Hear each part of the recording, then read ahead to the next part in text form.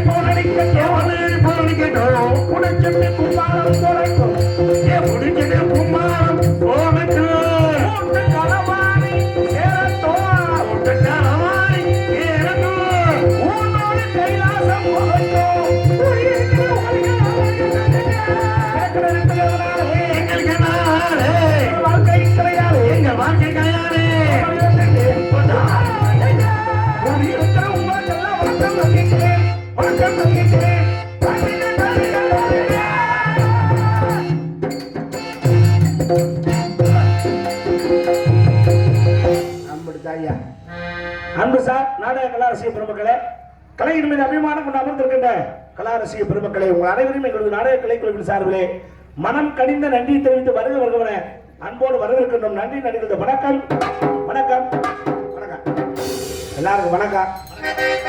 நாடகம் அமோகமா ஆரம்பிச்சுட்டான். ஆமா, நல்லபடியா துவங்கிட்டான். அதுல ஒன்றும் சந்தேகம் இல்லை. துவங்கணும் துவங்கி விட்டான். இது எப்படி முடிக்கிறது இப்ப குழப்பமா இருக்கு. எப்படி எந்த காரியத்தையும் ஈஸியா துவங்கி போடலாம், அதுல முடிக்கிறது தான் சிரமம். அதை நல்லபடியா கொண்டு போய் முடிக்கணும். ஆமா, எப்படி முடியுமோ, எங்க போய் முடியுமோ, ஆமா, இல்ல என்னவா முடியுமோ, இல்ல பொசுக்குன்னு முடிஞ்சு போயிருமோ, அந்த குழப்பம் மனசுக்குள்ள இருக்கு. அப்படி நினைக்காத, நல்லபடியா முடியும்னு மனசுல சாமியை கும்பிட்டுக்கிட்டு நாடகத்தை ஆரம்பிச்சிருக்கான். கூட்டமா அமோகமா இருக்கு. இடம் பெரிய இடம்ல போதும். இருக்கிற கூட்டம் இப்படியே இருந்தா அதுவே போதும். 4 லட்சம் பேர் உட்கார்ந்து நாடகத்தை நாசமாக்குறது காட்டல, 4 பேர் உட்கார்ந்து நல்லா ரசிச்சா அதுவே பெரிய விஷயம். ஒரு பானை சோத்துக்கு ஒரு சட்டி குழம்பு ஊத்தி அடிச்சுட்டு குப்பர் கலந்துக்க வேண்டியதா. ஒரு சோறு தான் பதம். சட்டி சோறு போட்டு நசிக்க வைப்பாங்க, அது இல்ல. அதனால நீங்க இருக்கிறவங்க இப்படியே நல்லா இருந்து பார்க்கணும், அது எங்களுடைய ஆசை. அதுல முக்கியமான விஷயம் என்ன செய்ய, இங்க இருக்கவங்களை யாரையும் நான் விடிய வரைக்கும் தூங்காதீங்க, முடிச்சிருங்க அப்படின்னு நான் சொல்லவே மாட்டேன்.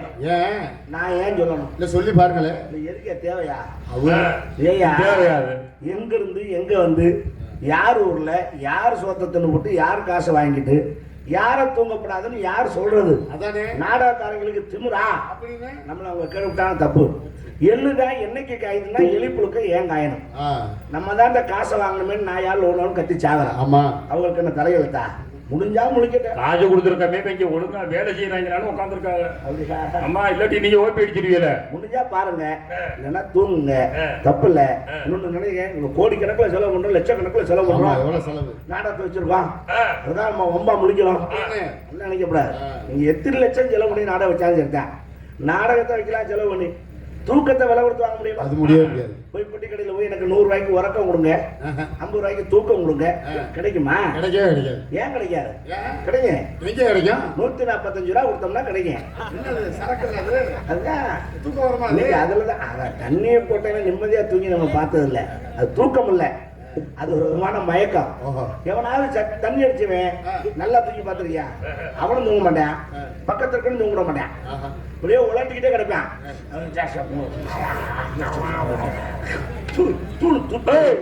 அவன் மூஞ்சி நாரி நம்ம மூஞ்சி நாரி. ஆனா நல்ல தூக்கம் எதிரான்னா இயற்கையா கிடைக்கணும். அதுலயே நாடக கொட்டாய்க்கு முன்னாடி வந்து படுத்தாச்சுன்னா தூக்கம் அப்படி வரும். எப்படி சொல்றியா அது? சுகம் விடாது. ஏன்னா ஏன் இங்க வந்தா தூக்கம் நல்லா வருதுன்னா வீட்டுல தனியா படுத்தா ஆளு பேர்ல பயமா இருக்கும். சுத்தி ஆள் இருக்கு, தம்பு டம்பு சட்டம் இருக்குது, அதுல நல்லா தூங்கலாம். தூங்குற ஆளு இருக்கு. அதனால தூங்குறவங்க தூங்குங்க, முடிச்சப்ப முழுங்க. இன்னொன்னு தூங்குற ஆளுகளை பக்கத்துல இருக்க ஆளுங்க தட்டிக்கிட்டு எழுப்பாதீங்க.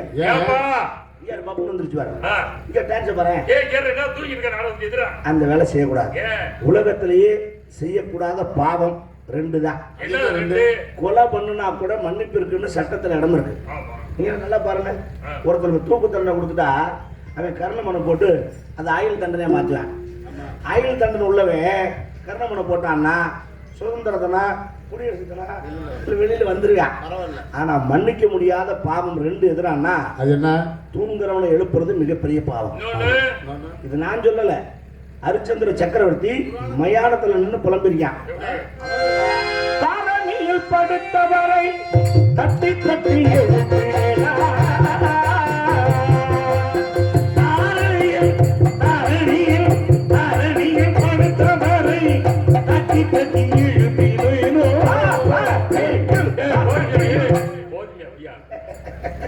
இந்த மயானம் நடந்து ஒத்தத்தை எடுத்தா சொல்லி எப்ப பிடிக்கிறது?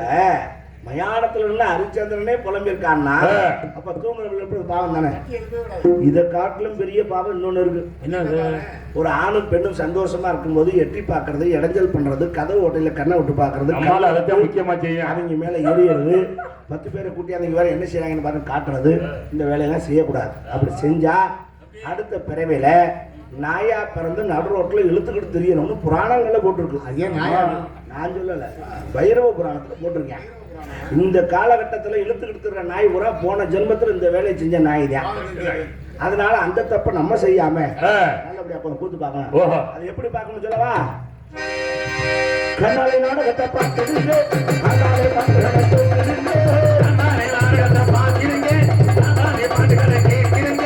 சொன்னா கோபடியா இருந்துருங்க, சகோதரிகளை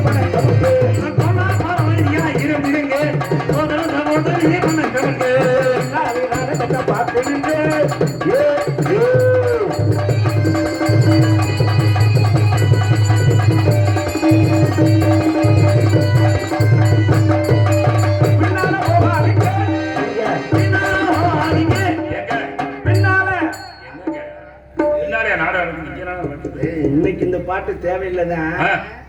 வாத்தியார் எழுதி விட்டாரு, அதனால பாடிக்கிட்டு இருக்கேன். எங்க வாத்தியார் எழுதின காலத்துல இப்படி கலையரங்கெல்லாம் கிடையாது. அப்ப பூரா கீத்து கொட்டதான். ஆமா ஆமா. அதனாலதான் எங்க வாத்தியார் அந்த காலத்துல இந்த பாட்டை போட்டார்.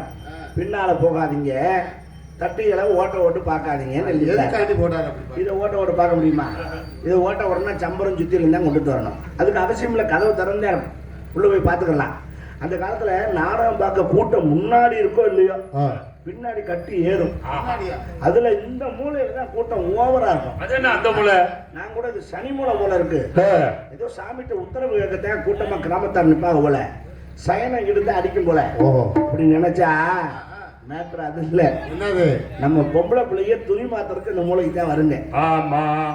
அதை எப்படி ஓட்டையை போட்டு பார்க்கலாம்னு ஒரு குறிப்பு நிற்பான்.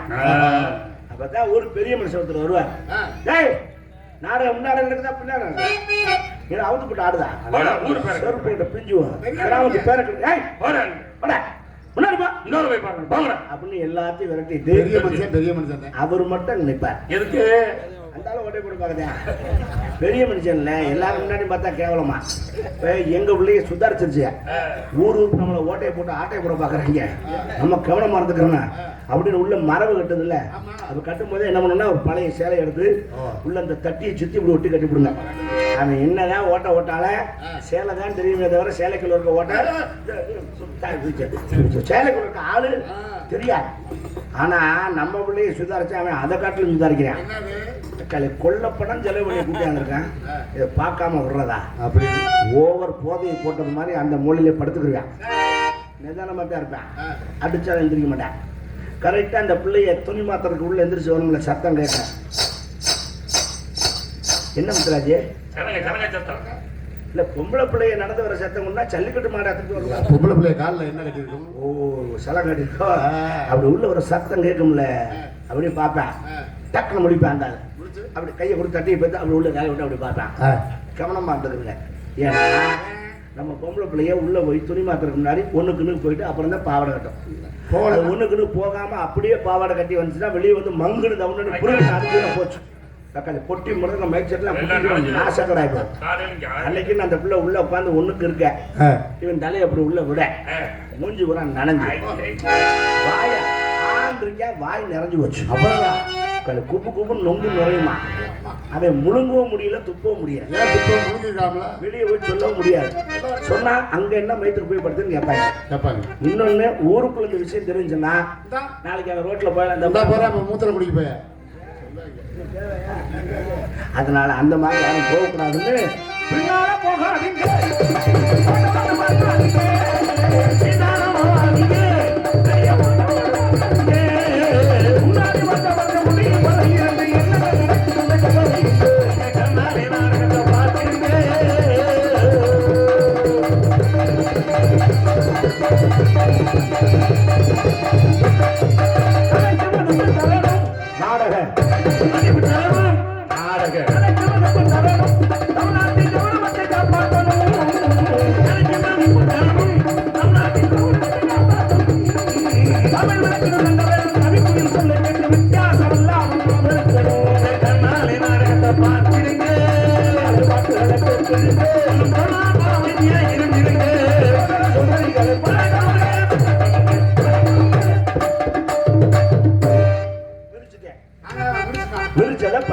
நாங்கெல்லாம் அடிச்சிடறோம். நான் முதல்ல நோட்டீஸ் வாசிக்கிறேன், அப்புறமா நீங்க பொட்டி மனதுக்கு சேர்த்தே வாசிப்போமே. கேட்காது.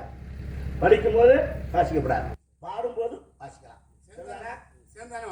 சேர்ந்தாயா வந்தேன் எல்லாமே சேர்ந்து செய்ய முடியாது. புரியுதா? பேராவூர் கிராமத்தில் இருந்து அருளை பிடித்துக் கொண்டிருக்கின்ற ஸ்ரீ 18ஆம் மணி கருப்பர் சுவாமி கோவிலுடைய உற்சவத்தை முன்னிட்டு இந்த சிங்கார கல்யாணங்களே எங்களது ஆர்கேபி நாடக சபைகளால் நடைபெறக்கூடிய நாடகம் ஸ்ரீ வள்ளி திருமணம் என்ற நாடகம் விமர்சையாக நடைபெறப்படுகிறேன். முதல்ல இந்த வள்ளி திருமண நாடகம் ஏன் வைக்கிறாங்க அது கேட்கணும். எதுக்காக வைக்கிறாங்க? எங்க நாடக தந்தை தேவத்திர சங்கரதா சுவாமிகள் இயற்றிய நாடகங்கள்ல கிட்டத்தட்ட 68-70 நாடகங்கள் எழுதியிருக்காரு. ஹரிச்சந்திரா, பவளக்குடி, சத்யவான் சாவித்ரி, பாமா விஜயம், பாமா ருக்மணி, சதி லீலாவதி, சதி அனுசுயா, பக்த மார்க்கண்டையன், பக்த பிரகலாதா, இவ்வளவு நாடகம் எழுதியிருக்காரு. இதெல்லாம் அவர் எழுதல. மகமாயி, பாண்டிசாமி இதெல்லாம் வந்து நம்ம ஆசாமி பயிர் எழுதுனது, சங்கரதாஸ் சுவாமி எழுதுனது அல்ல. சங்கரதாஸ் சுவாமி எழுதிய நாடகத்துல இவ்வளவு நாடகம் இருக்கு. இதுல வள்ளி திருமணத்தை மட்டும் ஏன் ஊர் ஊருக்கு வைக்கிறார்? என்ன காரணம்? மற்ற நாடகம் ஆடுறதுக்கு ஆள் இல்லையா? அதானே, அது ஒரு வகையில் ஒண்ணு ஆள் இல்ல. நாங்க 1-2 பேர் இருக்கோம். முக்கியமா நம்ம பகுதியில தான் அந்த நாடகம் எல்லாம் அப்படி நடக்கும். சத்யாஞ்சாவத்திரி, பவளக்குடி, தூக்கி இதே கரூர்ல தான் ஏம்பல் கரூர்ல ராமாயணம் நடத்தினா. நான் தான் ராமரை செஞ்சேன். என்ன பண்ண நாடகம் ஆட கூட ஒரு வேலும் இல்லை. தெரிஞ்ச ஆளுங்க நாங்க என்ன பண்றது? ஆனா இந்த வள்ளி திருமணத்தை மட்டும் வைக்கிறதுக்கு ஒரு மிகப்பெரிய காரணம் இருக்கு. என்ன காரணம்? வள்ளி திருமண நாடகத்தை ஆரம்பத்திலிருந்து வள்ளியும் முருகனும் மாலை மாத்துகின்ற காட்சி வரை யார் இருந்து பார்க்கிறாங்களோ அவங்களுக்கு முருகனுடைய அருள் பரிபூர்ணமா கிடைக்கும் ஒரு ஐதீகம், நம்பிக்கை. அவ்வளவுதான். அதுக்காக விடிய வரைக்கும் உட்காந்து பார்த்துட்டு காலையில் வந்து என்கிட்ட எனக்கு ஒன்றும் கிடைக்கல அப்படின்னு கேட்கக்கூடாது. அப்புறம் கிடைக்காத ஆளுக்கு 2 கட்ட பேர் நான் முடிச்சா கொடுக்க முடியும். அருளுங்கிறது இரவனா பார்த்து கொடுக்கறது. இன்னொரு விஷயம், ஒரு சில பேர் சொல்லுவேன் வள்ளி திருமண நாடகத்தை பார்த்தா செவ்வாய் தோஷம் உள்ளவங்களுக்கு செவ்வாய் தோஷம் நீங்கிருமே. அப்படித்தான் சொல்லுவாங்க. அதெல்லாம் பிராடு, பொய். இன்னைக்குமே பொய்ய மேடையில் சொல்லக்கூடாது. எந்த தோஷமும் எதுவும் நம்மளை விட்டு நீங்கவே நீங்காது. இன்னைக்கு தெரிஞ்சு வச்சுங்க. தயவு செய்து ஒன்று சொல்றேன். முதல்ல செவ்வாய்ங்கிறது ஒரு தோஷமே கிடையாது. செவ்வாய் தோஷமா? செவ்வாய் ஒருவருக்கு எவனுக்கு ஜாதகத்துல பலமா இருக்கோ அவனுக்கு தான் சொத்து பத்து சேரும், ப்ராப்பர்ட்டி சேரும். செவ்வாய் என்பவன் அங்காரகன், தெரிஞ்சுக்கணும். முதல்ல இது ஏன் தோஷம் இந்த ஜோசியக்காரங்க ஜாதகம் பார்க்கற சொல்லி வச்சுட்டாங்கன்னா, ஜாதகத்துல கட்டக்கண்ட பார்க்க தெரியுமா? அதுல லானான்னு போட்டிருப்பேன், அதான் லக்னம். ஒரு மனிதனுக்கு அதான் உசுறு. அந்த லக்னத்துல இருந்து 7ஆம் இடத்துல செவ்வாய் இருந்துச்சுன்னா செவ்வாய் தோஷம்னு சொல்லுவேன். அது தோஷம்னு ஒரு மசனம் இல்லை, அது அது 7ஆம் இடத்தை ஏன்னா அது கலத்திர ஸ்தானம், அதான் கல்யாணத்துக்கு முடிஞ்ச இடம். அதில் செவ்வாய் இருந்துச்சுன்னா வேற ஒன்றும் பண்ண வேண்டாம். அதே மாதிரி 7ஆம் இடத்துல செவ்வாய் இருக்க புள்ளா பார்த்து கட்டி வச்சுட்டோம்னா வேலை முடிஞ்சு வச்சு. ஒரு கத்திரிக்காயும் இல்லை, இது நம்மளால பிழைக்கிறதுக்காக செஞ்சு வச்ச வேலை.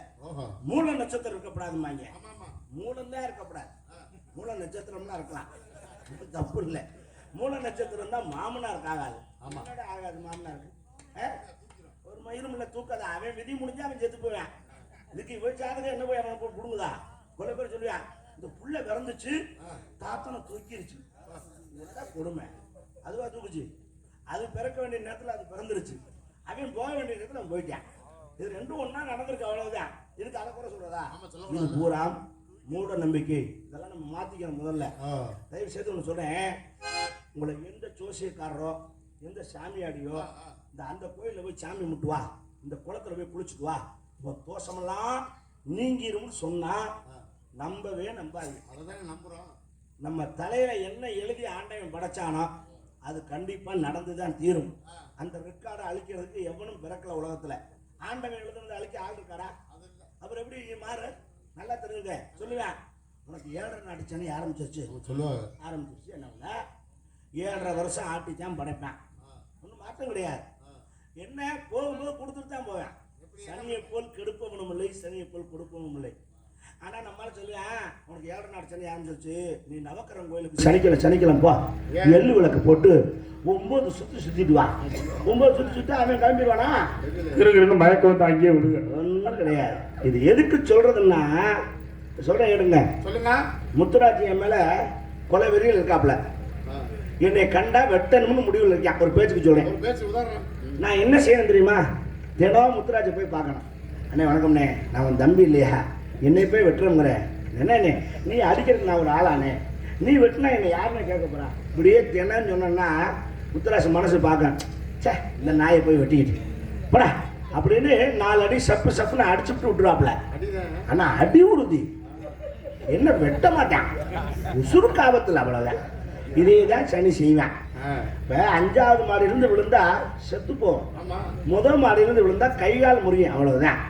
உசுருக்கு ஆபத்து இல்லாமல் போகணும்னா இந்த சாமியை கும்பிட்டோம்னா கொஞ்சம் 4 அடி அடிக்கிறத 2 அடியோடு விட்டுருவேன். அவ்வளவுதானே தவிர அடி உறுதி. அருமையான உதாரணம். இதுதான் காரணம். இதை தெரிஞ்சுக்கிறோம். நம்ம முதல்ல நம்ம ஜாதகம் நமக்கு உண்டானது எழுதணும், நடந்தே தீரும். ஆனாலும் இந்த வள்ளி திருமணத்துக்கும் முருகனுக்கும் நாடகக்காரங்களுக்கும் மிகப்பெரிய ஒரு சம்பந்தம் இருக்கு. என்ன சம்பந்தம்? நமக்கு இருக்கு. உங்களுக்கு எல்லாம் இல்லாத சம்பந்தம் முருகனுக்கு எங்களுக்கு இருக்க தெரியுமா? என்ன யாருக்கா தெரியுமா? தெரியாதுல்ல, சொல்லுங்க. இந்த உலகத்துல இருக்க உசுரப்புறம் படைச்சது யாருன்னு கேட்டா என்ன சொல்லுவீங்க? பிரம்மன். பரவாயில்லையா? புராணமெல்லாம் படிச்சிருக்காப்ல. பிரம்மா தான் உலகத்தையே படைச்சான், ஒத்துக்குருவோம். எறும்புல இருந்து அவ்வளவு ஜீவராசியும் படைச்சவன் பிரம்மா, அவர்தான். ஆனா நாடகக்காரங்களை படைச்சவன் பிரம்மா இல்ல, முருகன். உங்களால நம்ப முடியுதா? முடியல. இருக்கு. எப்படா முருகன் படைக்கிற வேலையை பார்த்தேன், அவன் பாட்டுக்கு அவன் வேலையை பார்த்துட்டு இருக்கான். பிரம்மா வேலையை இவன் எப்ப பார்த்தான்? குழப்பமா இருக்குல்ல? நடந்துச்சு. எப்ப நடந்துச்சுன்னு சொல்றேன். பிரம்மாவுக்கும் முருகனுக்கும் ஒரு சண்டை. ஒண்ணு வாய்க்கா வரப்பு சண்டை, வாய் சண்டை தான். பிரம்மா எதுக்கு வர்றாப்புல, முருகன் இங்கிட்ட எதுக்கு வர்றான். அப்ப முருகன் கேட்கிறான் பிரம்மனை பார்த்து, யோ பிரம்மா, நீ தானே படைக்கிற, எதை அடிப்படையா வச்சு படைக்கிற கேட்டுவிட்டேன். இப்ப அடிப்படைன்னா முதல்ல என்னன்னு தெரிஞ்சுக்குவோம். ஒரு சுடுதண்ணி காய போடணும்னா என்னென்ன வேணும்? தண்ணி வேணும், குண்டாச்சட்டி வேணும், அடுப்பு வேணும், நெருப்பு வேணும், விறகு வேணும். ஒரு சுடுதண்ணி போடவே இவ்வளவு தேவைப்படுது. ஒரு உசுரை படைக்கிற நீ எதை வச்சு படைக்கிறேன்னு கேட்டேன் முருகன். தப்பு இல்லையே? பிரம்மனுக்கு தெரியாதா? படைச்சவன் தானே, தெரியும். அன்னைக்கு இங்க அவங்க குடும்பத்துல ஒரு சின்ன பிரச்சனை. என்ன பிரச்சனை? வீட்டுல சரஸ்வதி ஏதோ கூப்பிட்டுருப்பாப்ல இருக்கும், அந்த மாதிரி வரமாட்டேங்குது. எங்கேயோ கூப்பிட்டுருக்காப்ல அப்படியா? அப்படியே மண்டையை சொல்லிட்டு அது வந்து பிரம்மா முருகா அப்படின்னு மண்டையை சொல்லியிருக்கான். முருகன் பார்த்தேன், தக்காளி உனக்கே தெரியல நீ என்ன மயிருக்கு படைக்கிற அப்படின்னு மண்டையில நறுக்குகள் கொட்டு கொட்டி பிரம்மாவை தூக்கி ஜெயிலில் போட்டேன். வேலூர் ஜெயிலையா? மதுரை ஜெயிலில் நடந்த சம்பவம் உண்மை. நான் சொல்றது வேணா உங்களுக்கு வித்தியாசமா தெரியலாம், சம்பவம் உண்மை. மதுரையிலே திருப்பரங்குன்றத்திலே கந்தவெற்பு என்ற சிறையிலே பிரம்மனை முருகன் அடைத்தான்னு கந்த புராணத்துல கச்சியப்பச்சி வாச்சாரியார் எழுதியிருக்கார். இது நடந்தது உண்மை. இப்போ உள்ள போட்டான். இப்ப பிரம்மா ஜாமீன்ல வரல, வெளியே வரல, உள்ள கிடைக்கான். இப்ப அவன் படைக்கிற வேலை சும்மா கிடக்கு. ஆமா. அந்த வேலையை யார் பார்க்கறது? இப்பதான் முருகன் யோசிச்சான், இன்னொருத்தர சம்பளத்துக்கு போட்டு இந்த வேலை வாங்குறதுக்கு நம்மளே ட்ரை பண்ணி பார்ப்போமே அப்படின்னு முருகன் படைக்கிறதுக்கு முயற்சி பண்ணேன். அப்ப என்னென்ன படைச்சான்னு சொல்றேன், உங்களுக்கா தெரியும். காய்கறிகளில வெண்டிக்காய், கொத்தவரங்காய், சீனி மிளகாய், இது மூணையும் படைச்சது முருகன். ஏன் அந்த மூணையும் அவர் படைச்சது எப்படி சொல்றீங்க? மற்ற காய்கறி எல்லாம் விளைஞ்சு கனம் தாங்காம பூமியை நோக்கி கீழே தொங்க இப்படி. வெண்டிக்காய், கொத்தவரங்காய், சீனி மிளகாய் மூணு நட்டமா நினைக்க மாத்திருக்கீங்களா? ஏன் என்ன காரணம் மூணு நட்டமா? Department fault. அனுபவம் இல்லை. நம்மளால வேலை பண்ணி ட்ரை பண்ணி பார்த்துருக்காப்புல, ஏதோ ஃபார்முலா மிஸ்டேக் ஆகி இப்படி நட்டமா கிளம்பிடுச்சு. அதான் மேட்டர். இது மட்டும் இல்ல, பறவையினங்கள் எல்லாம் முட்டையிட்டு குஞ்சு பிடிக்கும். ஆனா முருகன் படைச்ச பறவை மட்டும் குட்டி போட்டு பால் கொடுக்கும். அது என்ன பறவை? வவ்வாலு. வாயிலேயே தின்னு வாயிலேயே கேட்கும், குண்டி கிடையாது. அதுக்கு தலைகளாவே தொங்கும். ஏமாப்பிள்ளப்பா அதுக்கு மூலம்லாம் வராது. வராது, குண்டியில பிரச்சனை இல்லை. வாயில வந்தா வரலாம், சொல்ல முடியாது. அது என்ன காரணம்? அது டிபார்ட்மெண்ட் பால்ட்டுக்கா முருகன் படைச்சது.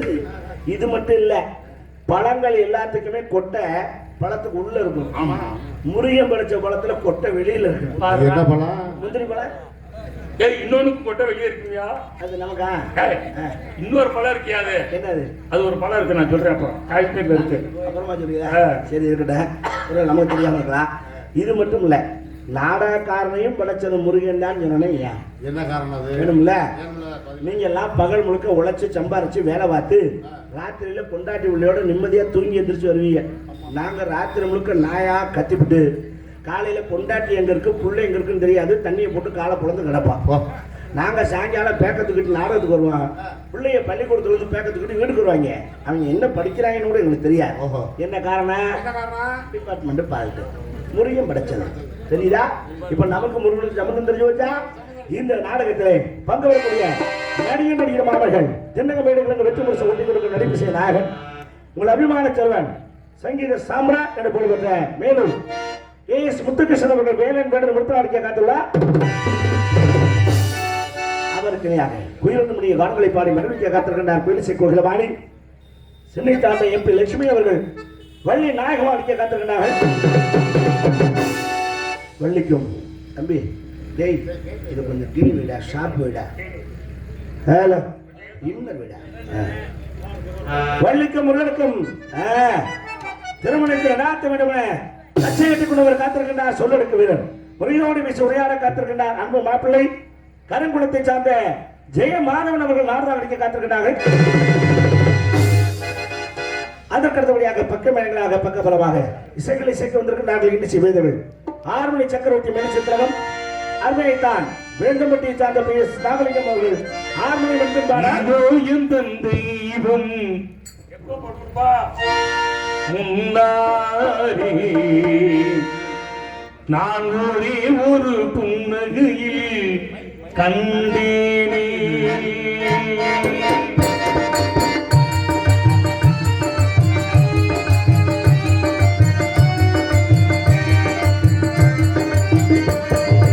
இதோ எந்த தெய்வம் முன்னாரே நான் ஒரே ஒரு புன்னகையில் கண்டேனே.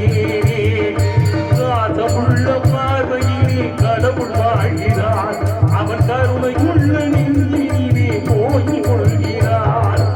இதோ எந்த தெய்வம்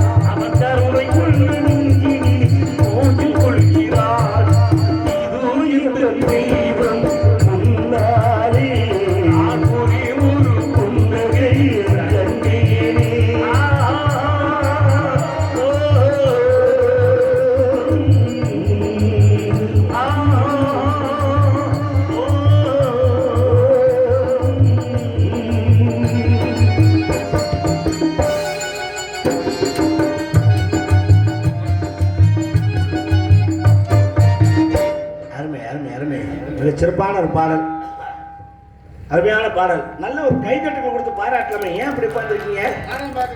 நானும் தாயா பார்க்குறாங்க, கராட்டமாக பார்க்குறாங்க. ஒரு ஆர்வத்தை நம்ம தான் உண்டாக்கலாம். கை தட்டுவாங்க. இப்போ அவங்க மனசில் நினைக்கிற நம்ம நாடம் பார்க்க வந்தோமா, இவங்களுக்கு கை தட்ட வந்தோமா? நீங்கள் சம்பளம் வாங்குறாங்க. என் மனவாடில் சிறுதி விரிக்கும் வண்ண பறவைகளே, என் கதையை கேட்டால் உங்கள் இறகுகள் தன்னால் மூடிக்கொள்ளும்.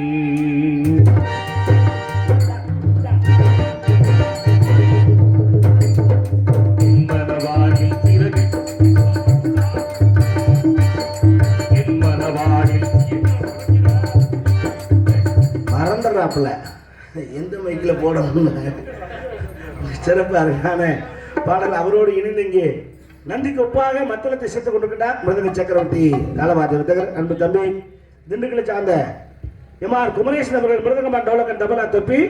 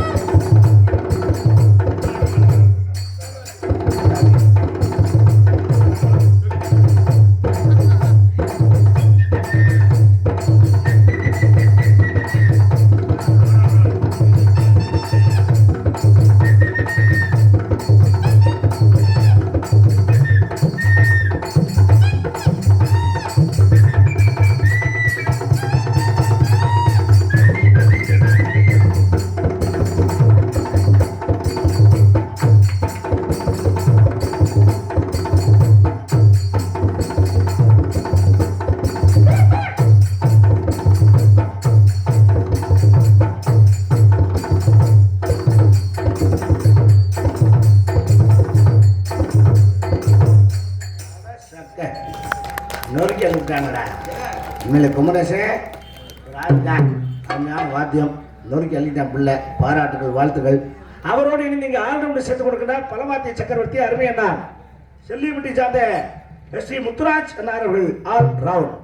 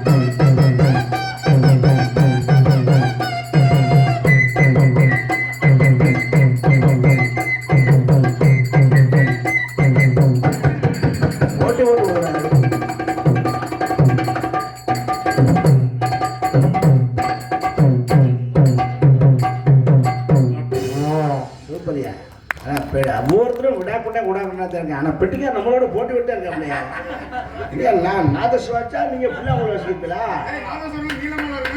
என் குழாயோட உங்கள் குழா பெருசுன்னு ஆட்டம் போடுவீங்க. ஆனால் நான் சத்தம் கலப்புனேன்னா அந்த சத்தம் அதில் வராது. ஆமா, அவர் புல்லாங்கள வாய்ச்சாரு. நீங்க வாய்ச்சது என்னது? நாதஸ். நாதஸ்வரம் லென்த் அவ்வளோ இருக்கு. நாதஸ்வரம்னா தான் லென்த்தாக இருக்கும். இது நாதஸ். ஏன் சுருங்கி போச்சு? சுருங்கி போச்சு. என்ன ஒன்று ஆளுக்கு வாய் வச்சாங்கன்னா சுருங்காம இருக்குமா? இப்படி ஊதுறானே இப்படி ஊதுறானே இந்த பையனு வாய் வச்சு கந்திஷ்டி விட்டு சுருங்கிருச்சு. மிகச்சிறப்பான ஆல்ரவுண்டு. தாளம் லய சக்கரவர்த்தி நண்பு பாவான் அரச குலத்தை சார்ந்த கீழ் பாதி மேல் பாதி நடுவில் ஒரு ஜோதி.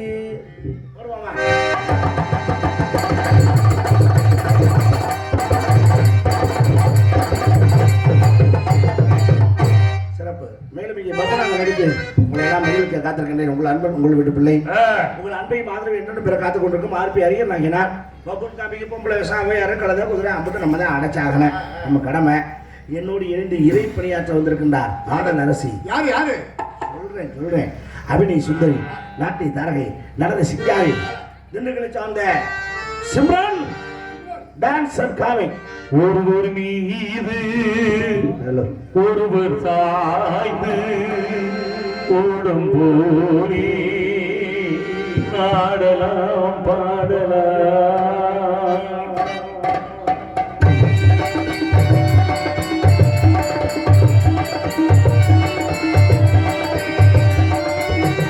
ஒருவர் மீது ஒருவர் சாய்ந்து ஓடும் போரே ஆடலாம் பாடலாம். கொட்டு தீரை போலும் வார்த்தைகள், வெட்டு பூவை போல் பார்க்கும் பார்வைகள்,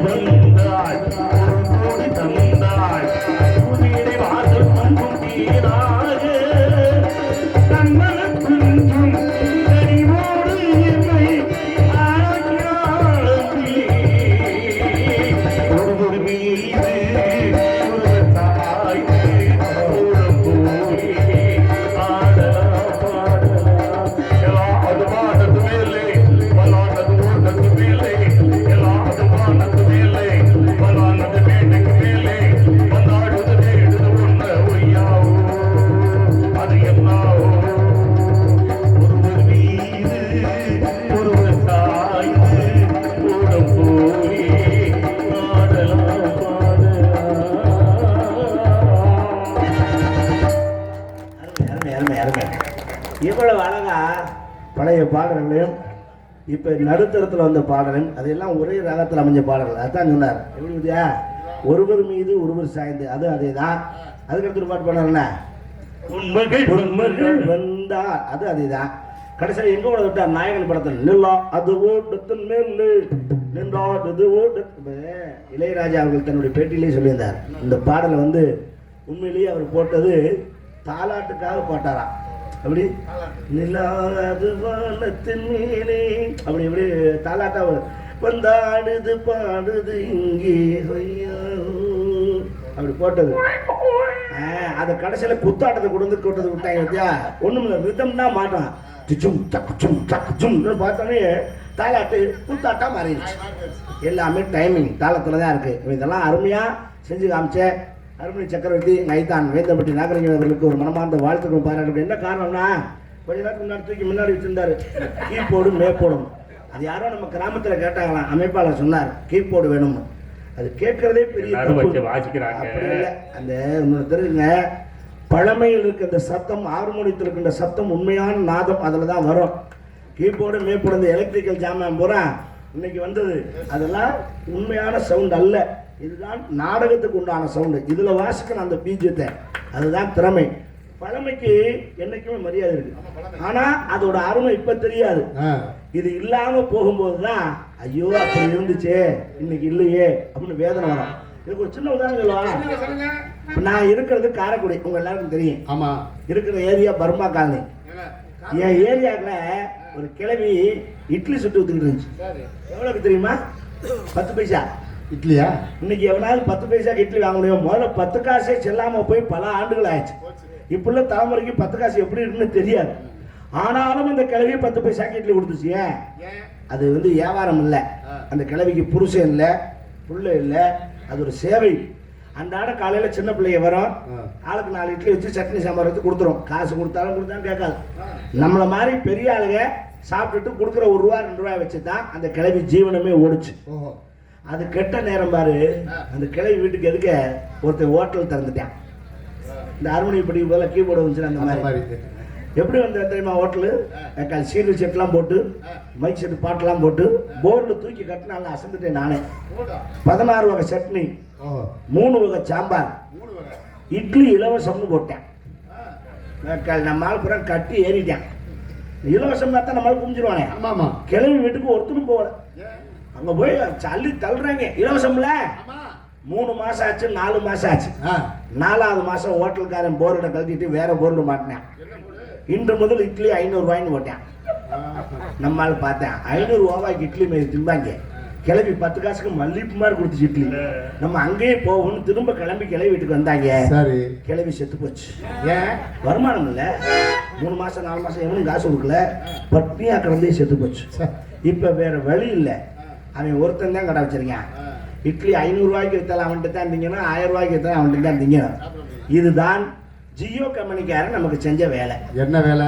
சிம்மு இலவசம்னா நம்ம ஆள் புறம் வாங்கி சொல்லிட்டான் சக்குன்னு. அப்புறம் அவன் 5000 ரூபாய்க்கு ரீசார்ஜ் சொன்னாலும் பண்ணித்தே ஆகணும், 50000 ரூபாய்க்கு ரீசார்ஜ் பண்ணாலும் பண்ணித்தே ஆகணும்.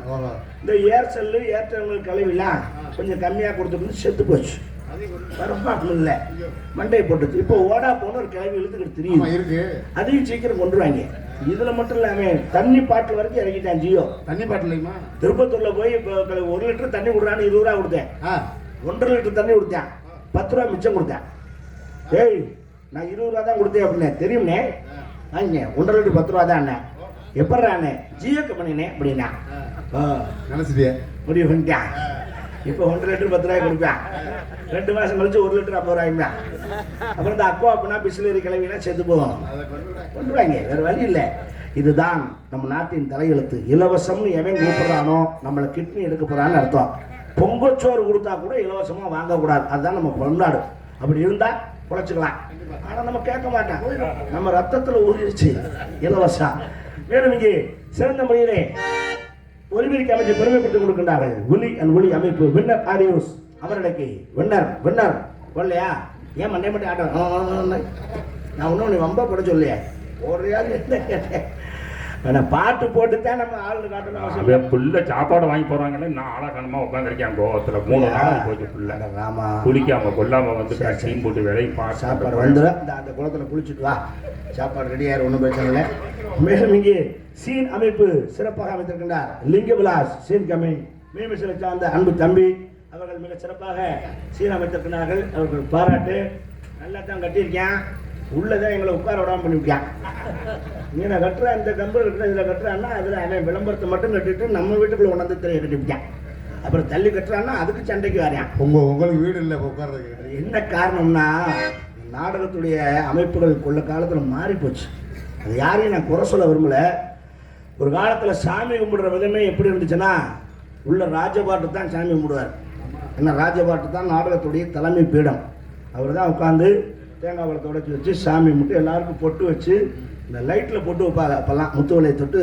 இந்த பல்பில் பொட்டு வச்சு எல்லாருக்கும் பொட்டு வச்சு விடுவாங்க பொட்டு வைக்கிறதுக்கு ஒரு வயசு வேணும் தகுதி வேணும் அந்த ராஜநடிகர் தான் இந்த மூத்தவரை எல்லாத்துக்கும் பொட்டு வைப்பாங்க அப்படி சாமி கும்பிட்டது ஒரு காலம் இன்றைக்கி தாளம் போடுற ஆள் சீனு கட்டுற தான் சாமி கும்பிட்றாங்க அவங்க தான் முன்னாடி வச்சு கும்பிட்டு அவங்க தான் நமக்கு கொண்டாந்து கொடுக்குறாங்க அதுக்கு என்ன காரணம்னா எல்லாமே நடைமுறை மாறி போச்சு இதை நம்ம சொன்னோம்னா கெட்ட பிள்ளைன்னு ஆயிடுவாங்க இது எதுக்கு வாய்க்கு பத்தாது வச்சுமா இருந்தாலும் நான் தைரியமாக சொல்லித்தான் தருவேன் கிராமங்கள் நடிகனை மதித்த காலம் ஒரு காலம் அது போய் யார் வேணாலும் என்ன வேணாலும் செய்யலாம் 10 பேரை கூட்டியாந்து விட்டுட்டு அவங்க சாகுறாங்க டீ குடிக்கிறாங்க குடிக்கிற துளையிறாங்கன்னு விட்டுட்டு போயிட வேண்டியது அப்புறம் நம்ம கலந்து சாக வேண்டியது சாப்பாடு முதற்கொண்டு என்னைக்கு நீங்கள் அமைப்பாளர்கிட்ட கொடுக்குறீங்களோ அது பெரிய தவறு அதெல்லாம் மாற்றிக்கிறங்க கிராமத்தில் சோறு போடுங்க ரொம்ப முக்கியம் நீங்கள் செலவு மிச்சம் நினைக்கிறீங்களோ இல்லை வேலை மிச்சம் நினைக்கிறீங்களோ தெரியல அதை முதற்கொண்டு அப்படி கொடுத்துட்றீங்க அவங்களும் பேருக்கு எங்களுக்கு தலைக்கு 150 ரூபாய் கொடுத்துக்கிட்டு போயிடுறாங்க அவங்களே நம்ம குறை சொல்ல முடியாது அவங்க கொடுக்குற காசு தானே கொடுப்பாங்க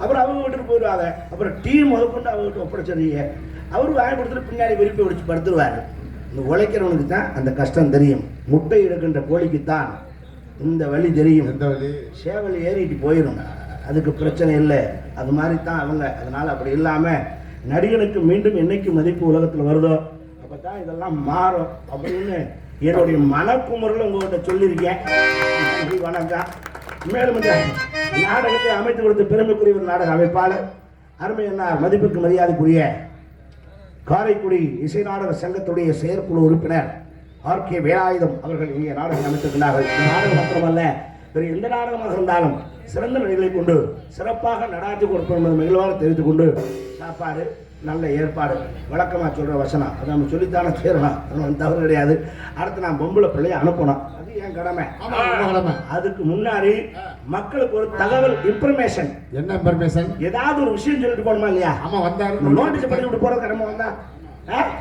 சொல்லணுமா இல்லையா ஒரு விஷயத்தை இன்னைக்கு இந்த மேடையில பகிரங்கமா நான் ஒத்துக்க போறேன் என்ன ஒத்துக்கிற போறிய நான் சாப்பிடுற சாப்பாடு நான் போட்டிருக்க துணிமணி என் பிள்ளைங்க சாப்பிட்ற சாப்பாடு என் பிள்ளைங்க படித்த படிப்பு இது எல்லாமே உங்களை போன்ற கிராமத்தார்களும் ரசிகர்களும் போட்ட பிச்சை தான் என்பதை நான் மனமாற இங்கே ஏற்றுக்கொள்கிறேன் இந்த ஆண்டவன் சன்னதியில் அது ஒத்துக்கிறேன் எனக்கு மட்டும் இல்லை என்னை போன்ற கலைஞர் எல்லாத்துக்குமே ஆனால் தமிழருக்கு ஒரு பண்பாடு இருக்கு என்ன பண்பாடு ஒருத்தருக்கு ஒரு டீ வாங்கி குடிச்சிட்டாங்கன்னா அவங்களுக்கு நம்ம ஏதாவது திரும்ப ஒரு பச்சை தண்ணியாவது வாங்கி கொடுக்கணும் அப்படின்னு நினைப்பான் அதான் தமிழருடைய உண்மையான பண்பாடு அதான் பிரதேபகாரம் ஒரு வீட்டில் ஒரு சோறு தின்னா அந்த சோறு தின்ன வீட்டுக்கு நல்லது செய்யணும்னு நினைப்பேன் இத்தனை காலம் இந்த கிராமங்களில் நம்ம காசு வாங்கியிருக்கோமே அவங்ககிட்ட இருந்து வாங்கின காசு திரும்ப அவங்களுக்கு ஏதாவது ஒரு வகையில் பயன்படுற மாதிரி செய்யணும் அப்படின்னு ஒரு யோசனை பண்ணி சிந்திச்சு கண்டுபிடிச்சிட்டேன் இப்போ உங்கள் செல்போனில் திடீர்னு ஒரு ஃபோன் வரும் யாருன்னு தெரியாது எடுப்பீங்க எடுத்தா பேசுவேன் என்ன பேசுவாங்க நாங்க பஜாஜ் ஃபைனான்ஸ்ல இருந்து பேசுறோம் உங்க சிபில் கோட் நல்லா இருக்கு உங்களுக்கு பர்சனல் லோன் 1.5 லட்சம் ரூபாய் கொடுக்கலாம்னு இருக்கோம் வேணும்னா வாங்கிக்கங்கம்மா திடீர்னு HDFCல இருந்து பேசுறோம் நீங்க ஃப்ரிட்ஜ் வாஷிங் மிஷின்லாம் வாங்கி நல்லபடியா கட்டிருக்கீங்க 0% வட்டியில உங்களுக்கு கடன் கொடுக்குறோம் இதெல்லாம் ஏன் என்ன காரணம் நம்மளை கடன்காரன்னு ஆக்குறது வேற ஒன்றும் கிடையாது ஆனா தேவைன்னா வாங்கலாம் இல்லைன்னா விட்டலாம் ஆனா எதுக்கெல்லாம் கடன் கொடுக்குறான்னு கொஞ்சம் யோசிக்கணும் 2 வீலர் 4 வீலர் கடன்ல வாங்கலாம் ஹவுசிங் லோன் வீடு கட்ட லோன் வாங்கினவன் மட்டும் இது வரைக்கும் முழுசா கட்டி முடிச்சவங்க நான் பார்க்கல கட்டுறான் கட்டி கொண்டிருக்கிறான் இனியும் கட்டுவான் கட்டியே இருப்பான் 3 தலைமுறையா கட்டுறாங்க வீடு கட்டினவன் செத்து போயிட்டான் பேரை வந்து கடன் கட்டிட்டு இருக்கான் என்னடான்னு பேங்க்ல கேட்டா எவ்வளவு இருக்குன்னு பேங்குக்கும் தெரியல, கம்ப்யூட்டருக்கும் தெரியல, கட்டுறவனுக்கும் தெரியும். இன்னும் இருக்கே அப்படிங்கிறேன். என்ன இருக்கு? அது தலையில போட்ட விதி. ஆனால் இதுக்கெல்லாம் கடன் கொடுக்குறானே, ஆமா, கல்யாணத்துக்கு எவனாவது கடன் கொடுக்குறானா? யாருமே கொடுக்க மாட்டேங்கிறா, கேட்டாலும் கொடுக்க மாட்டேங்கிறா. இதுதான் நான் யோசிச்சேன். எத்தனை பொண்ணு மாப்பிள்ளை பணம் இல்லாம கல்யாணம் பண்ண முடியாம தவிக்கிறாங்க. நீங்க நினைக்கலாம், ஏன் கோயில போய் தாலி கட்டி போக வேண்டியதானே அப்படின்னு. ஆனால் கோயிலேயே தாலி கட்டணும்னாலும் தாலி, மாலை, வேட்டி, மாலை, 10 பேருக்கு சோறு போடணும், இதுக்கெல்லாம் காசு வேணும்ல.